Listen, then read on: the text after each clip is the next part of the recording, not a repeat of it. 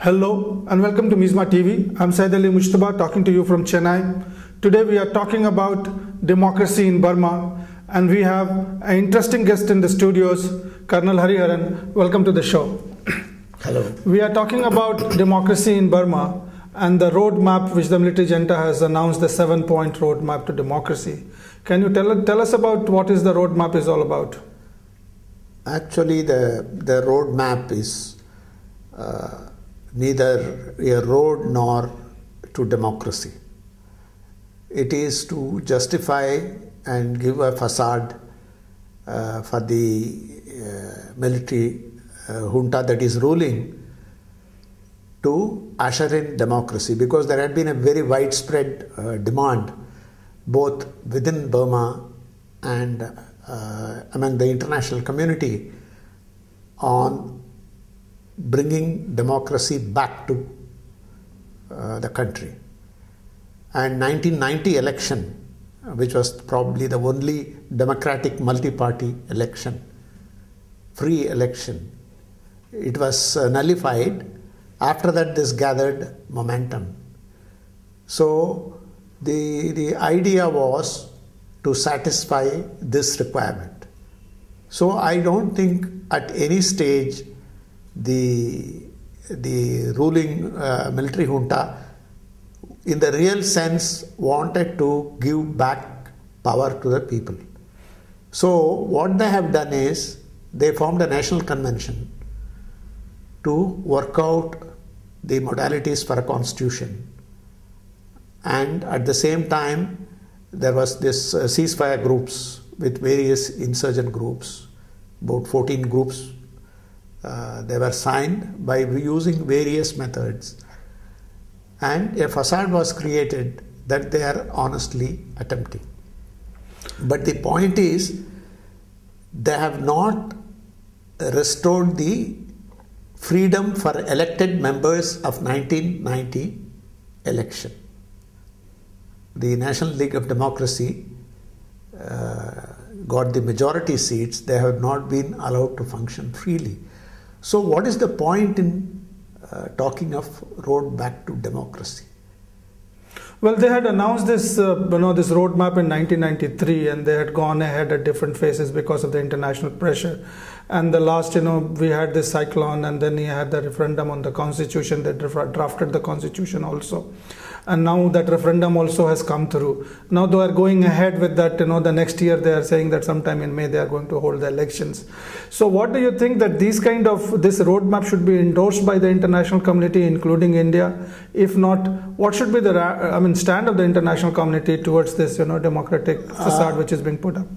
Honestly, I am sorry to say, international community has not bothered to address the issue with sufficient urgency. They have totally ignored Myanmar, except for sanctions by some countries, which are practically ineffective, as Hillary Clinton, the Secretary of State, has admitted. The international community, by keeping silent, is in a way endorsing the extra constitutional role that is being given to the army by the new constitution. As you know, the new constitution does not confer any freedom to the people. As we understand constitutions, they guarantee freedom of speech, right to expression, freedom for media, the right to vote. These things are absent. If you see the constitution, what you call the commander-in-chief, the supreme commander of the defense forces, he will be outside the authority, outside the constitution, who will wield powers over the government. So what kind of democracy can you have, and what kind of honest election you can have? So strictly speaking, international community should take action. But if you see that the South and Southeast Asian ambience itself is changing.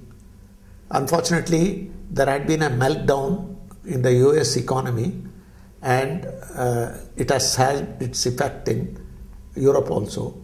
And China is bailing out. And China has got great power, influence over Myanmar. So I see China's power going up. And already President Obama, the newly elected US President, is playing down Burma on its from the US agenda. US support had been the main stay for those struggling for democracy. I fear it is going to be bad days for them. But anyway, I mean, they are going ahead with the election in next year, 2010. I mean, May also they have announced. But do you think, I mean, this election will be held on time, and if at all held, will solve the problems of Burma, which the military is trying to solve for all this while? There are two parts. You remember the referendum, it was held after a natural calamity, even as the cyclone Nargis was taking place. In May they held it. And because they wanted to rush it through because of 2007 monks' protest. The Buddhist monks carried out a very long struggle. It had taken place and projected the whole military junta in a very bad light internationally. So they held it. So if they can hold a referendum against natural calamity, regardless of people's convenience, what is a military junta conducting a referendum or election? We saw how the referendum was conducted. It was totally undemocratic. People were coerced. They were threatened if they don't vote.